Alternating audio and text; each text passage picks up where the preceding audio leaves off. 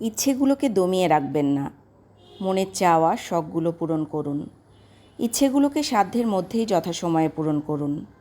ভবিষ্যতের জন্য ফেলে রেখে মনের মধ্যে এক আকাশ সমান অপ্রাপ্তির হাহাকার তৈরি করবেন না।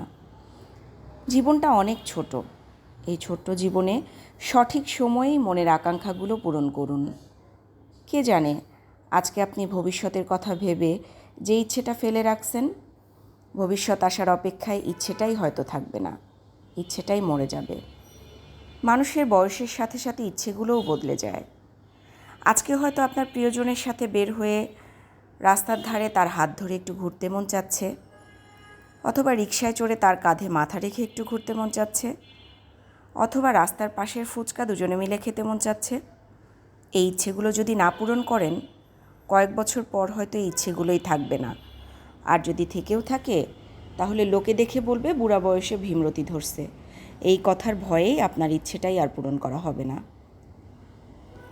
যৌবন থাকতেই যেটা খেতে ইচ্ছা হয় খাবেন, যেটা পড়তে ইচ্ছা হয় পড়বেন। কারণ এই বয়সটা চলে যাওয়ার পরে হয়তো শারীরিক অসুস্থতার কারণেই হোক বা বয়সের কারণেই হোক, এই ইচ্ছেগুলো কিন্তু আর পূরণ করা হবে না। যদি কখনো মন চায় হুটহাট বেরিয়ে পড়তে, সেটা রাতে লং ড্রাইভ হোক কিংবা দূরে কাছে কোনো ট্যুর হোক, তবে চলে যাবেন। কারণ আজকে ব্যস্ততার অজুহাতে সময়ের দোহাই দিয়ে যেটা ভবিষ্যতের জন্য ফেলে রাখছেন, আপনার হাতে হয়তো সেই সময় আসবে, সাথে টাকারও আধিপত্য থাকবে। শুধু থাকবে না মনের সেই উদ্যমতা, কখনো কখনো শরীরও হয়তো সায় দেবে না। ভবিষ্যতের কথা ভেবে একটা সময় শেষে ব্যাংকে টাকার পাহাড় গড়ে কী লাভ, যদি বর্তমানটাকেই প্রতি মুহূর্তে জলাঞ্জলি দিতে হয়।